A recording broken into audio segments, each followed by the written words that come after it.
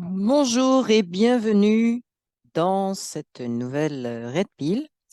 Eh ben oui, j'arrive dans mon champ, près de mon arbre virtuel. Voilà. Donc, non, je trouvais ça drôle ce matin. Je me suis promenée devant mon écran, puis ça donnait ça. Donc, voilà, je m'installe dans mon décor virtuel. Et ben, je vous souhaite à tous et à toutes, ou à toutes et à tous, plus exactement, la bienvenue dans cette 70e Red Pill. Euh, je veux d'abord vous encourager à mettre des pouces, à partager, à mettre des commentaires si vous avez envie d'en mettre. Et je remercie donc tous ceux qui le font habituellement. Je remercie également toutes les personnes qui me font des dons. Ça m'aide, ça me, voilà, ça booste. Je vous remercie donc chaleureusement. Et je vais en venir tout de suite au sujet que j'aimerais aborder, euh, sachant que comme tous les sujets que j'aborde, que c'est ma vision et c'est pas une vision. De toute façon, on a tous chacun notre vision, hein. Bon, alors voilà, donc c'est ma vision. Si je la partage parce qu'éventuellement, si ça peut vous aider à faire une réflexion et à créer votre propre vision ou amener des points, euh, comment des arguments, des contre-arguments également à ce que vous construisez, comme ce que vous construisez comme intention, comme voilà, dans votre intérieur. Eh bien, c'est tant mieux si ça vous aide à faire ça, que ce soit argument contre argument, ça n'est pas très grave. L'essentiel, c'est que ça nous aide à construire pour réaliser l'intention qui est la nôtre, chacun la nôtre, et qui finalement deviendra l'intention collective de créer autre chose. J'espère que c'est à peu près clair. Donc, je vais reparler de cette fameuse matrice. Alors, c'est intéressant, cette matrice, parce que euh, c'est une notion en tant que matrice qui est relativement récente. Disons que on savait ou on disait ou on pensait qu'il y avait tout un tas de manipulations. Ça, c'est pas une nouveauté. Le fait de l'organiser en matrice, hein, c'est une vision, hein, matrice. Je pense que le film Matrix a beaucoup aidé à cette réflexion. Ce qui a beaucoup aidé aussi, à mon sens, c'est la physique quantique. Alors, je vous explique pourquoi. Parce que on a longtemps été taxé de rêveurs, il y a eu tout le mouvement New Age qui parlait de loi de l'attraction, qui parlait de, etc. Et donc, c'était mis à part. Je ne défends pas le New Age.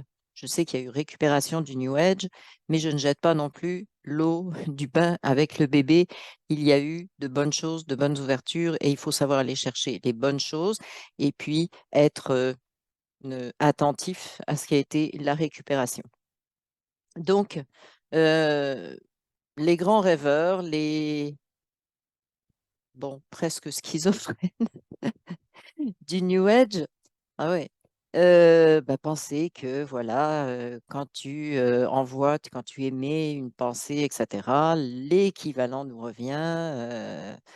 Et ça, un petit peu sans fondement. C'est un peu le problème du New Age, c'est qu'il n'y a pas eu vraiment comment dire, de fondement, de preuve apportée. On a une popularisation, hein, je vais le dire comme ça, de la physique quantique. C'est-à-dire que tout le monde maintenant, et ça fait pas, c'est nouveau et c'est un petit peu, ça vient un petit peu en même temps que la compréhension de ce système matriciel. Il y a maintenant, beaucoup de personnes savent que la physique quantique, ça existe, etc.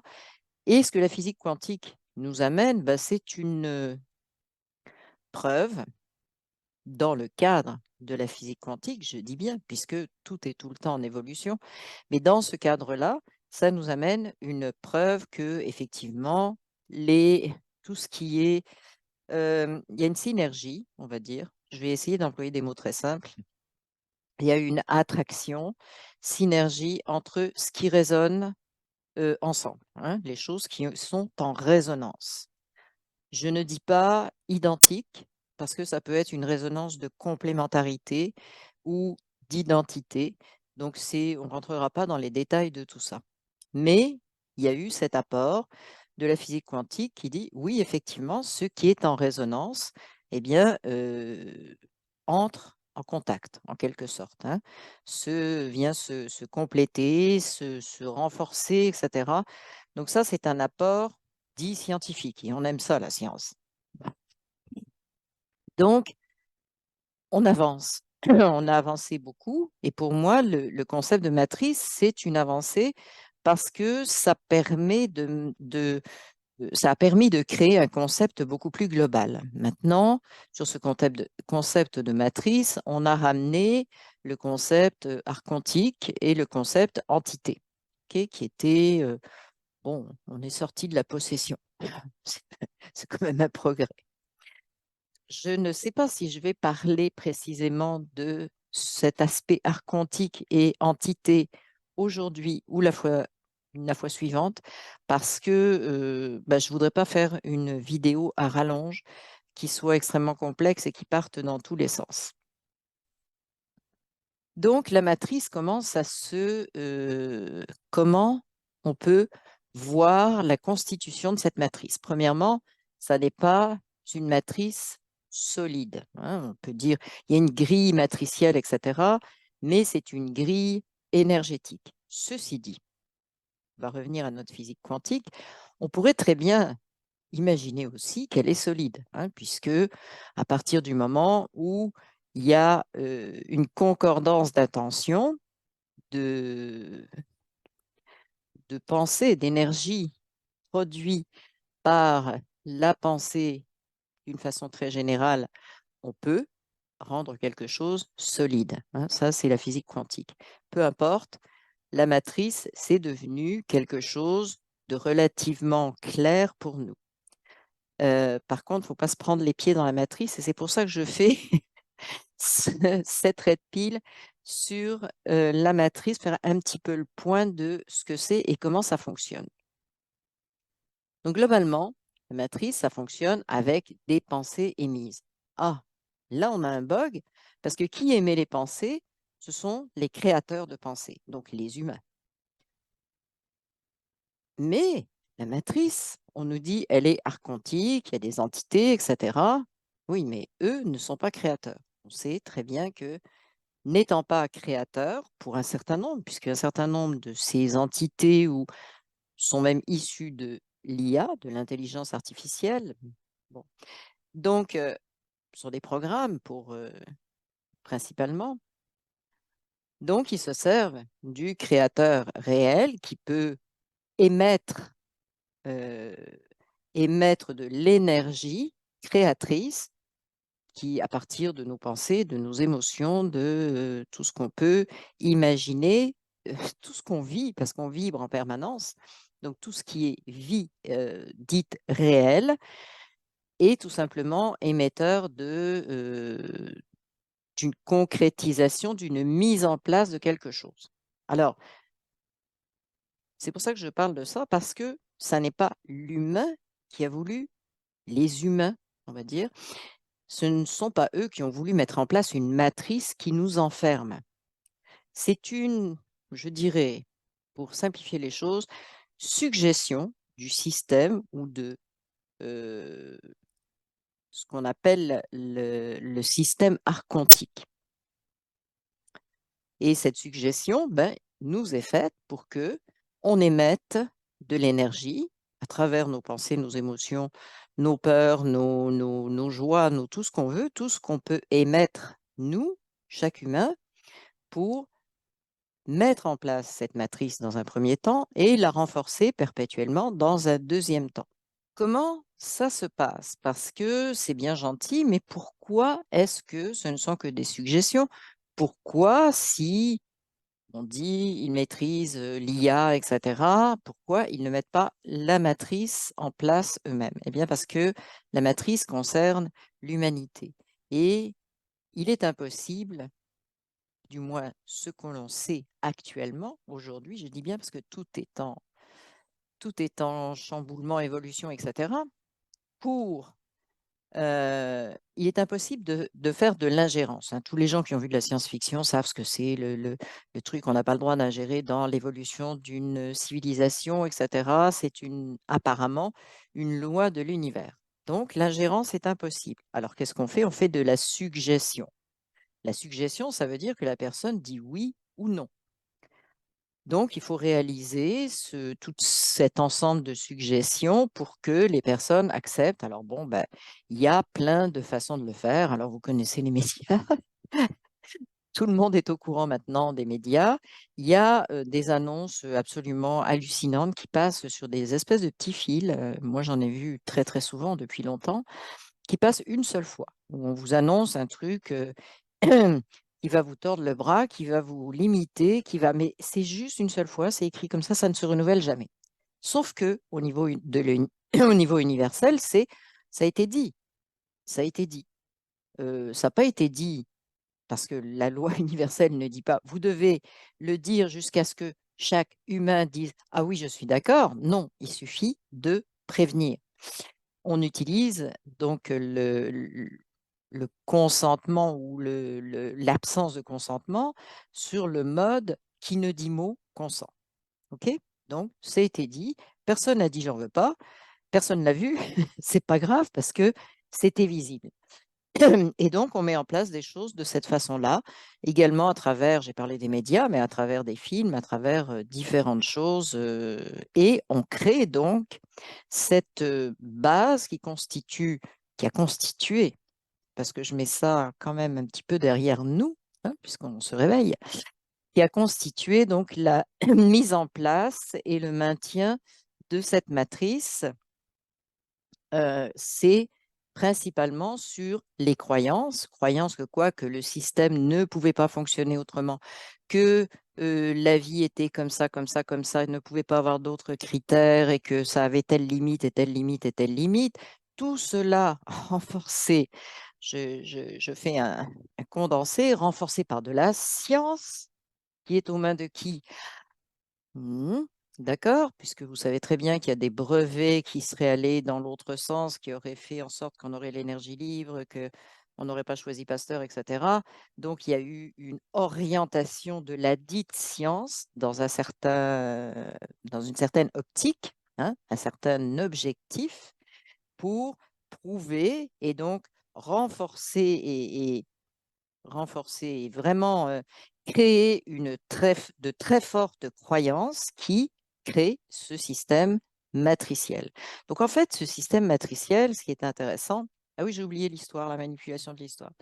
Ce qui est intéressant dans ce système matriciel, c'est qu'elle ne nous est pas imposée. On parle de matrice archontique, mais en réalité, c'est une matrice humaine, suggérée par le système archontique. Moi, c'est de cette façon-là que je le vois.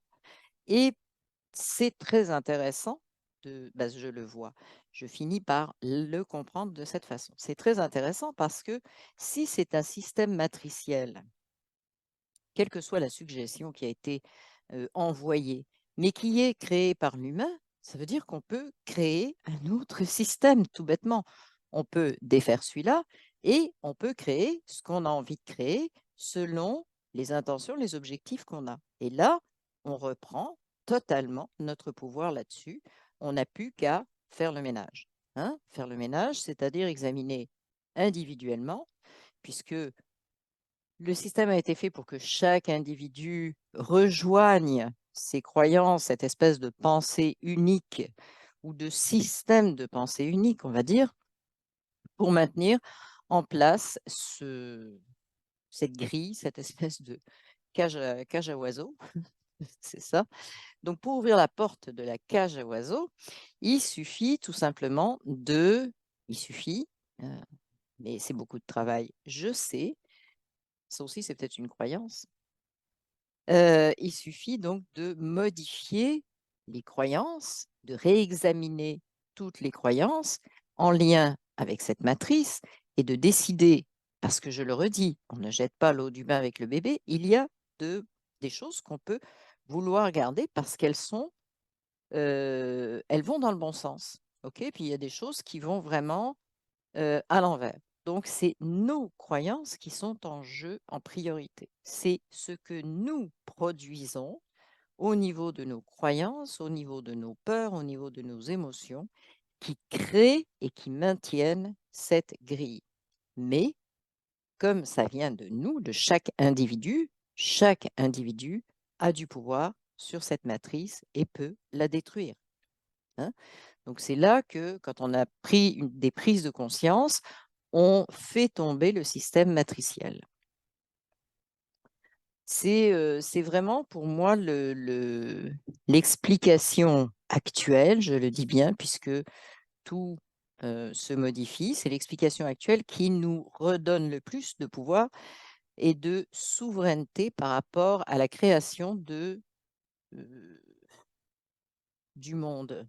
Oui, disons du monde dans lequel on veut vivre. Hein, parce que effectivement, tout se crée à partir de la pensée. Alors, il est illusoire de penser que si on sort d'une matrice, il n'y aura plus jamais de matrice. Non, puisque la pensée crée, sauf que ce qu'on peut faire et euh, ce qui est inévitable, c'est que l'on recrée une nouvelle matrice.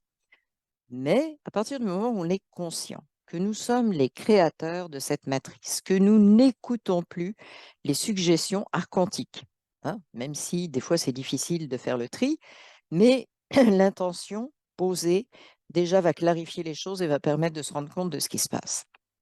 Mais à partir du moment où on se rend compte de ça, on peut effectivement recréer notre matrice idéale, c'est-à-dire la matrice qui coïncide avec nos intentions individuelles et les intentions collectives. Mais quand on sait qu'on est créateur, on sait qu'on peut modifier la création.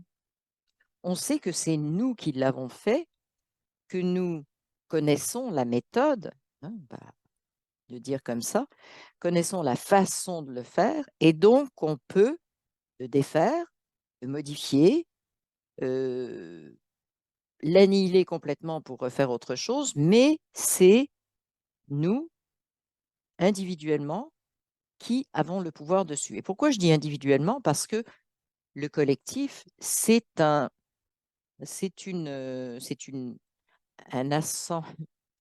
une association, je n'ai pas le bon mot, une association de conscience individuelle. OK? Donc, conscience individuelle qui vont vers le même objectif, qui ont une intention commune. On ne peut pas dire la même, mais une intention commune. C'est compliqué. Ah oui, oui, c'est compliqué, les collectifs. Très, très compliqué. Donc, en résumé, ce qui est intéressant, c'est que la souveraineté, c'est la prise de conscience, c'est la conscience de notre pouvoir créateur.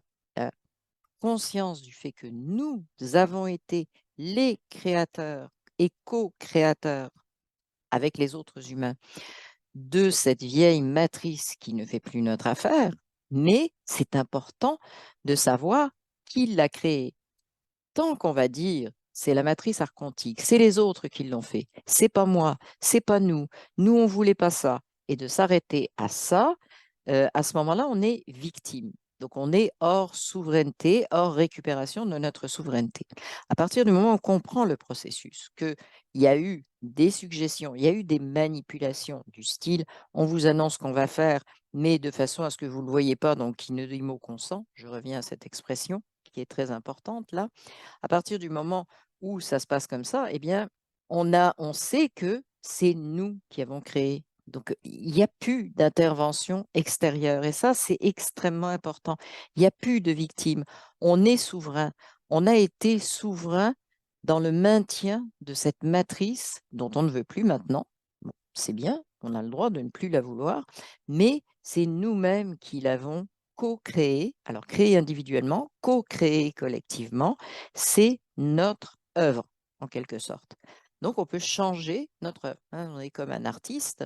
Ma peinture, elle ne me plaît pas. Je vais barbouiller le visage avec du je ne sais pas quoi pour refaire autre chose à la place. Bon, on a le droit de changer comment? On a le droit de changer notre création. hein, notre création individuelle, collective, je reviens toujours à ça, mais ça passe en premier par, évidemment, le changement individuel.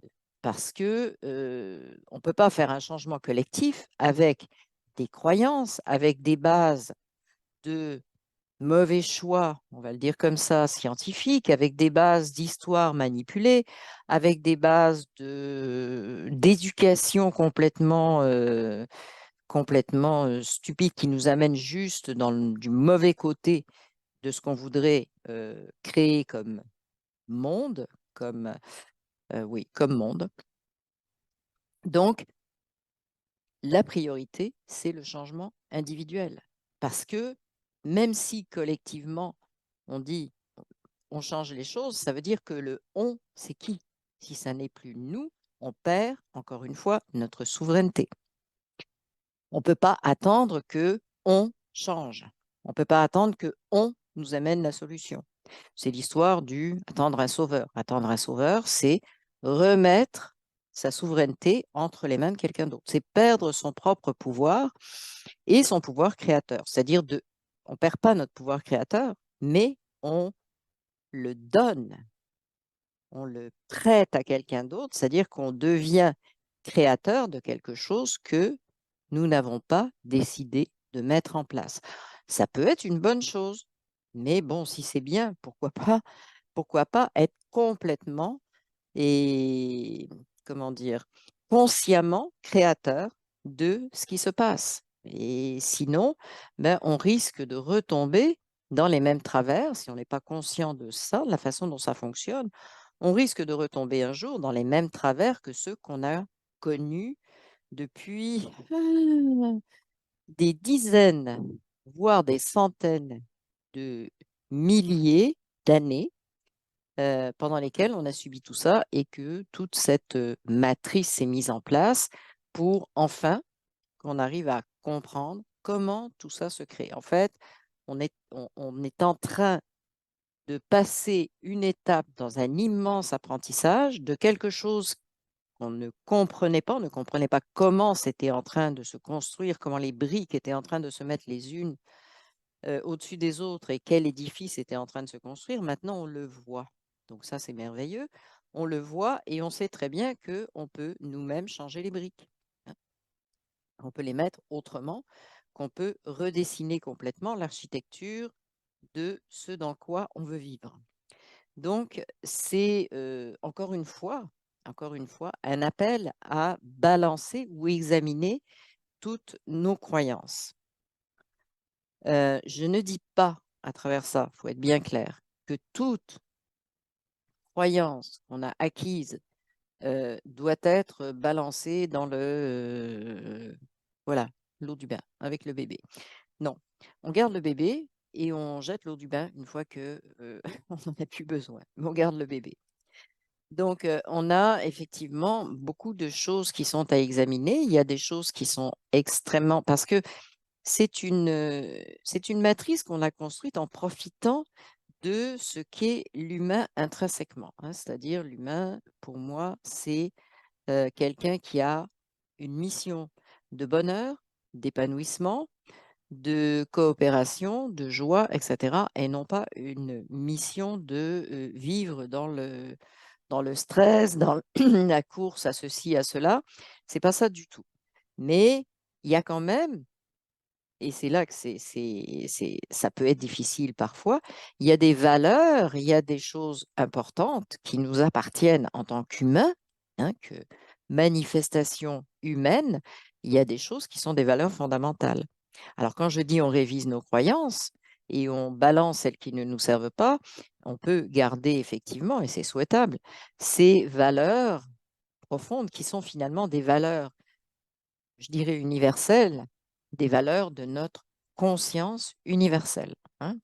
La conscience universelle, pour moi, il n'y a pas de différence, même si certains la font, entre la conscience universelle et la conscience humaine. À un moment donné, il faut que tout ça se rejoigne. Et il faut vraiment, je vais vous dire un truc qui va peut-être vous paraître bizarre et je vais trop vite, mais je pense qu'il faut commencer tout de suite, maintenant, à s'habituer à dire à chaque fois que je deviens conscient de quelque chose, bon, mauvais, peu importe, c'est ma conscience universelle qui parle. Parce que tant qu'on va faire des séparations entre la conscience universelle, on est dans la séparation. Donc, on ne peut pas se rassembler et devenir pleinement créateur, pleinement qui nous sommes euh, au niveau de toutes ces énergies de l'univers. On ne peut pas redevenir qui nous sommes tant qu'on vit cette séparation. Deux types de conscience, ça ne marche pas.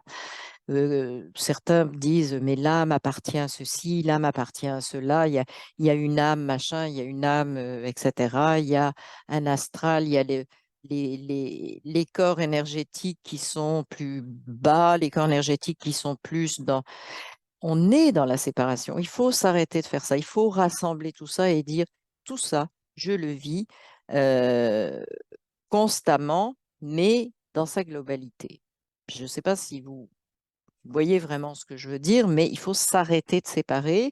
Il faut s'arrêter de dire qu'un jour, on aura évolué. Non, non, c'est se dire aujourd'hui, je suis déjà un être évolué.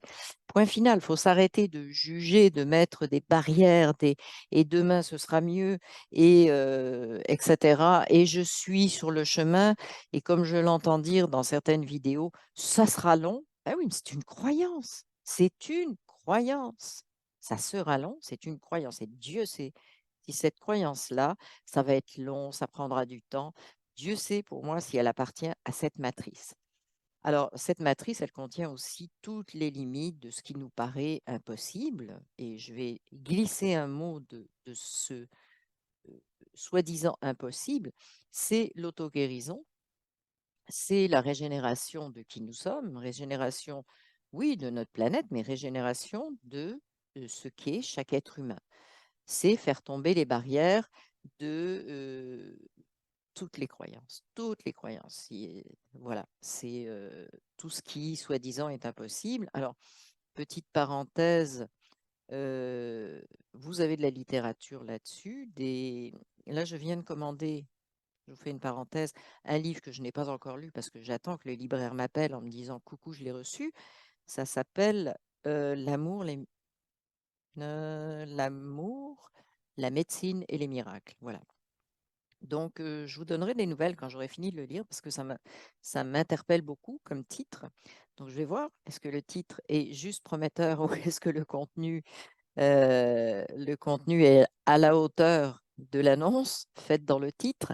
Je vous le dirai un peu plus tard, mais justement, moi, je veux vraiment ouvrir ces portes aussi sur toutes les croyances qu'on a sur nous-mêmes, sur les limitations, les fatalités, les choses les limites. Les limites, on ne vit que jusqu'à 80 ans. Oh, mais si l'augmentation de l'espérance de vie, nanana, c'est grâce à la science dite médicale, alors que je pense que tout simplement, là aussi, c'est un système matriciel.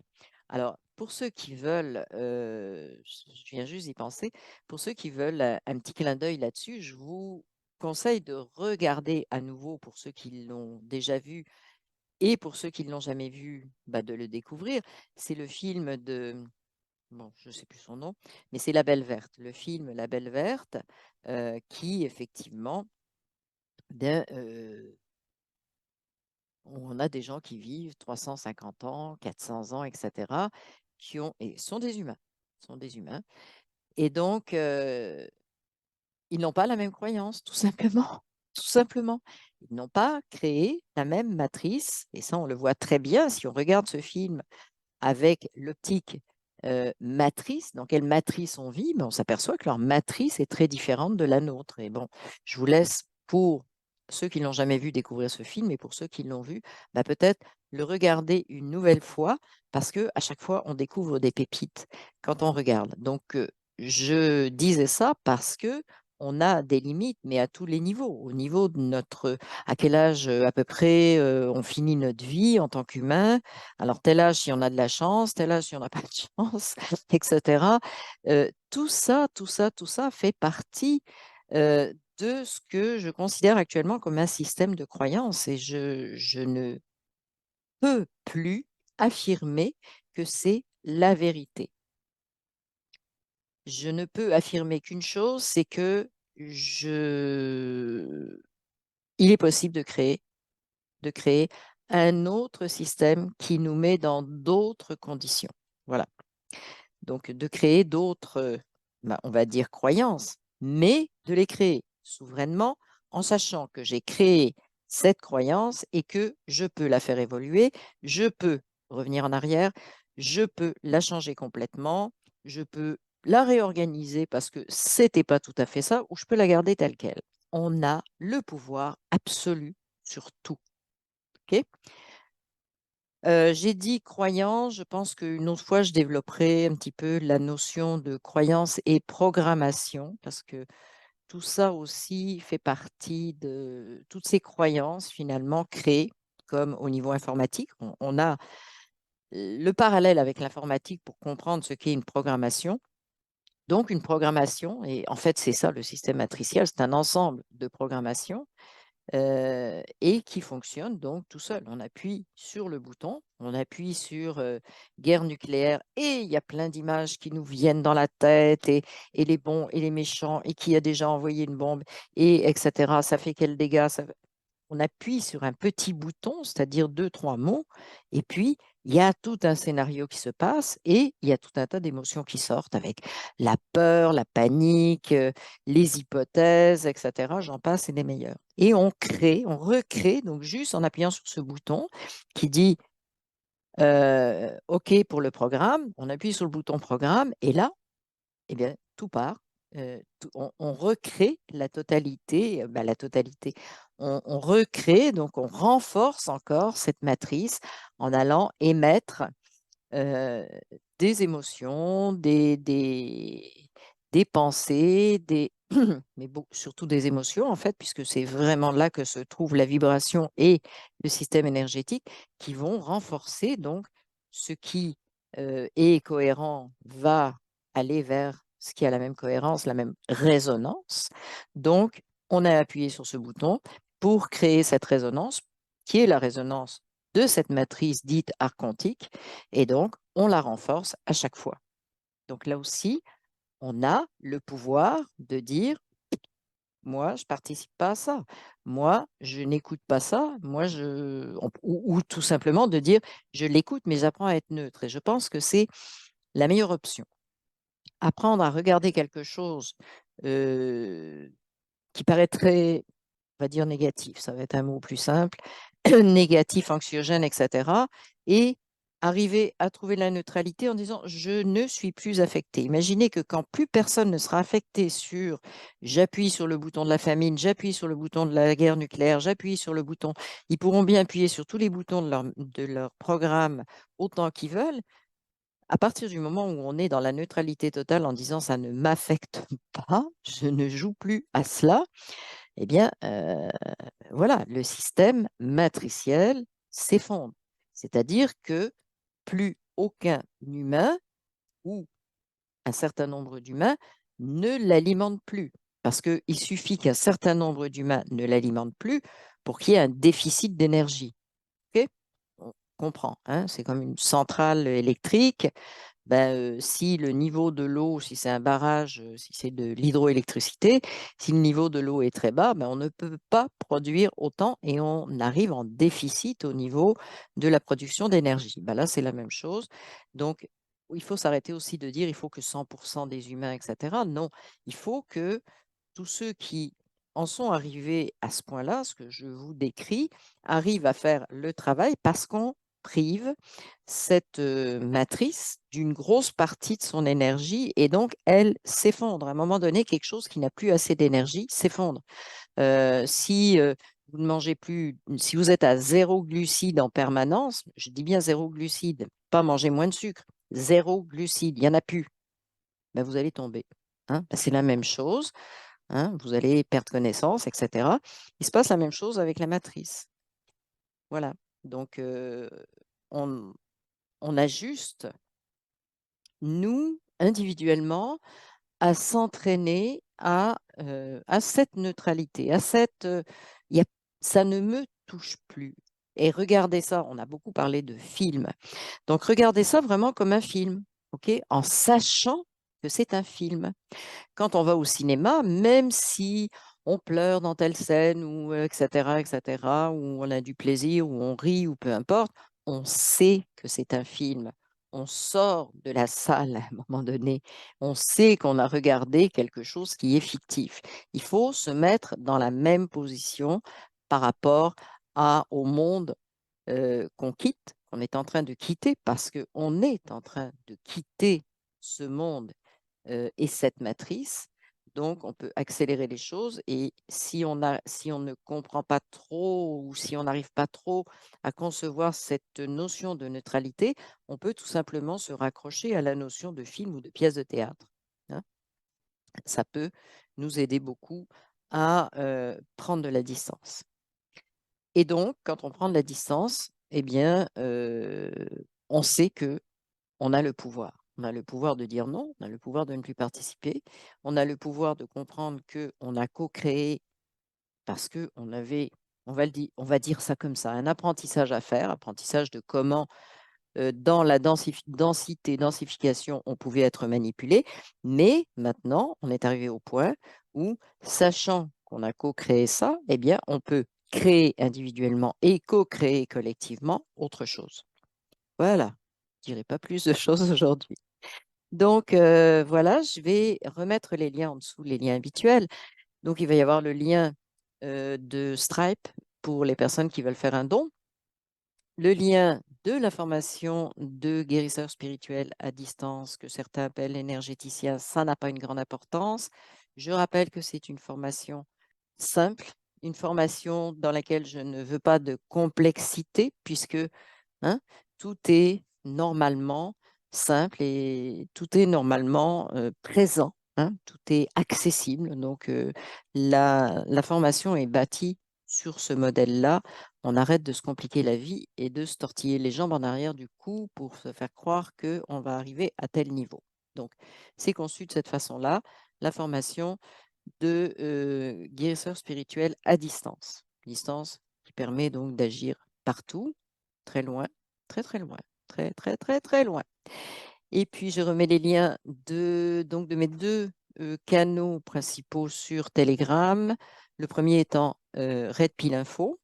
Ce sont des informations générales, un petit peu alimentées, effectivement, ce qui bouge, etc. Comment justement ce paradigme, cette matrice est en train de changer. Comment, voilà, donc on peut également se servir de ça pour soutenir notre cheminement vers le changement, sachant que c'est toujours extérieur à nous.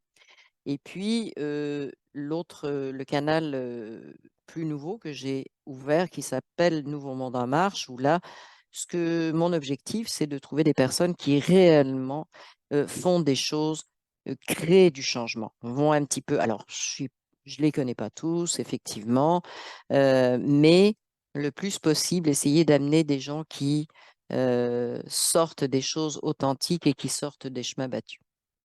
Et puis, vous avez dans les liens également le lien d'Odyssée et puis le lien de Crowdbanker sur lesquels il y a les vidéos qui nous amènent un petit peu à comprendre, à avoir des petites bases, hein, parce que j'en fais plus des vidéos pour ça, historiques sur Mafia Casar, Big Pharma, etc. Bon, j'en fais plus parce que je pense qu'on est déjà passé au-delà, que beaucoup de gens comprennent effectivement depuis quand, comment, etc. Tout ça a été manipulé et c'est pas la peine de s'appesantir là-dessus.